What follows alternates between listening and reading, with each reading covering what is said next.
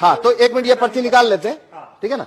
हाँ, अब हमारे पास अभी, हाँ, अब आप देखिए पहले से अंदर कोई वोट नहीं है। कोई नहीं। एक मिनट में इसको भी शो रिजल्ट को 0 कर दूं। अभी एप्पल को वोट दिया था एक हमने, तो टोटल वोट 1 हो गया।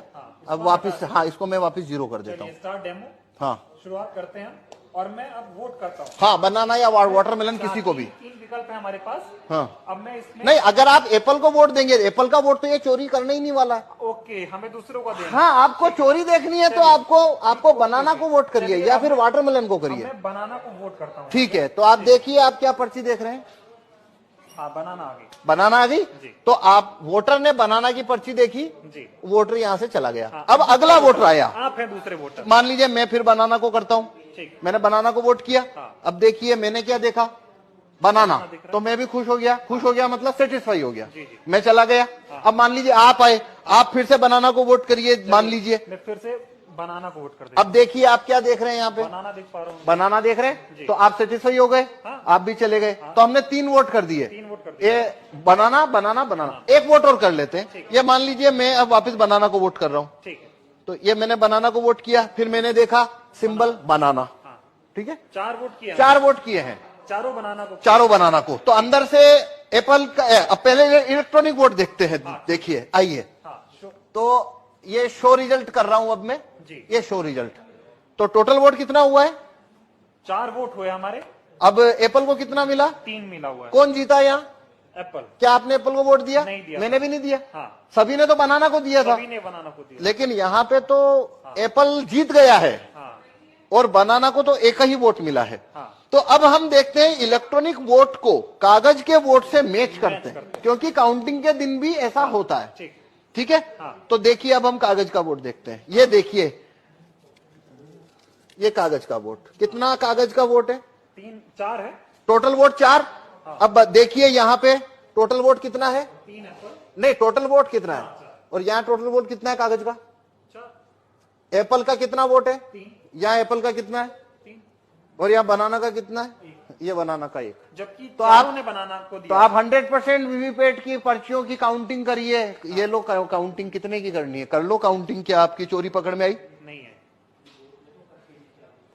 अभी, लेकिन मांग ये हो रही है, जो विपक्ष के, जो इंडिया गठबंधन के तमाम नेता हैं, वो ये कह रहे हैं कि वीवीपैट की पर्चियों की 100% मिलान होनी चाहिए मशीन की गिनती। आप बताइए होनी चाहिए क्या। नहीं, इस क्या हिसाब से मतलब- जो आप दिखा रहे हैं, इसमें से तो आप साबित ही नहीं कर पाएंगे कि ऐसा गलत हुआ। भाई ये मैं ना खोलूं हाँ। तो यहाँ पे तो ये होने के बाद में जो बनाना का कैंडिडेट है वो वोटर को बोलेगा भाई तुमने तो मेरे को वोट ही नहीं दिया। वोटर बोलेंगे हमने तो बराबर वोट दिया, पर्ची छपी हुई एक देखी। सवाल और है, अभी हम जब वोट डाल रहे थे तो यहाँ पे पर्ची ये एक ही दिख रही थी। हाँ, वही पर्ची बार बार कटनी चाहिए पर्ची, जो कि कटती पर नहीं, ऐसे वो, होनी चाहिए। हाँ, पर उसको वोट फुल कट करेगा नहीं, क्योंकि उसको वोट जब चोरी करना है तो कट तो वो नहीं नहीं करेगा।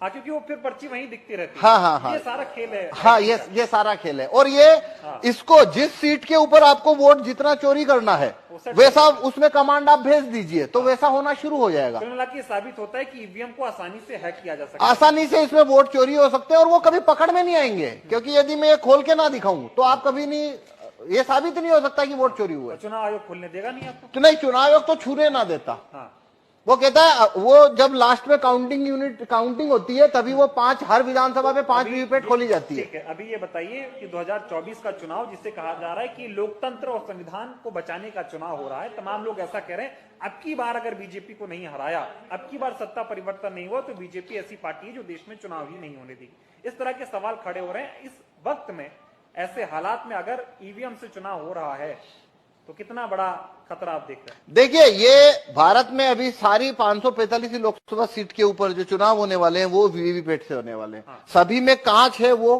काला है। सभी में लाइट की अवधि 7 सेकंड है।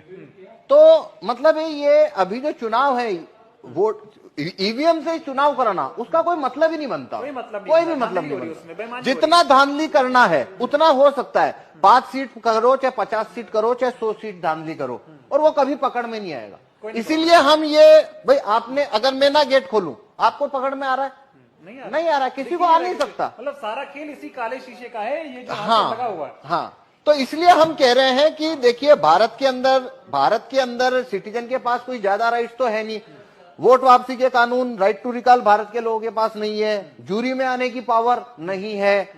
और रेफरेंडम पावर, भारत में रेफरेंडम का पावर नहीं है। एक ही सिर्फ सिटीजन के हाथ में केवल एक ही लाठी है मताधिकार। और वो है वोट देने का कानून। बस इतना सही तो है, न तो वोट वापस लेने का कानून है, न जुरी में आने का कानून है, ये सब तो है नहीं। अब वो एक ही तो कानून है जो सिटीजन की तरफ है, और उसको भी ईवीएम ने उसको भी मतलब डाउटफुल कर दिया। अब तो देखिए ये एक अलग बात है, वो तो एक लेबल होता है लोकतंत्र खतरे में है। भाई यहाँ वोटिंग खतरे में साफ दिख रही है। अब अगर लोकतंत्र जो भी होता है क्या होता है वो एक अलग बहस है कि आप लोकतंत्र किसे कहते हो। पर यहाँ भारत में जो भी है, रूलिंग क्लास के पास सब कुछ है, वोटर के पास तो वोटिंग है, और ये वोटिंग जो है वो पूरी तरह से संदेह के घेरे में आ जाती है। तो पूरा लोकतंत्र ही जैसे आपको वो संदेह के घेरे में आ जाता है। तो मेरे से आप पूछो तो 2024 की में जितनी भी पार्टियां, रिकॉग्नाइज पार्टियां जो कि चुनाव लड़ रही है, या वो उन्होंने ये मुद्दा ही गलत उठाया कि भाई 2024 के बाद में यहाँ पे चुनाव ही नहीं होंगे। भाई अभी कहाँ हो रहे हैं? आपने मुद्दा इसको बनाना था कि काला कांच जब तक है, फेल हो रहा है, बस बटन दब रही है। नहीं तो वो अभी भी तो नहीं हो रहा है भाई। समझ पा रहा हूं। देखिए एक बात समझिए, जो व्यक्ति ये कहता है कि 2024 के बाद चुनाव नहीं होंगे, तो भाई क्यों? क्योंकि बीजेपी की अगर सरकार बन गई तो भाई तुम काला कांच जब तक है तो सरकार उनकी बनेगी, वो आप मतलब तो वो तो बात वही खत्म हो गई ना। वो अभी से खत्म तो हो आप गया। वो मुद्दा चुनाव के बाद क्यों ला रहे हो?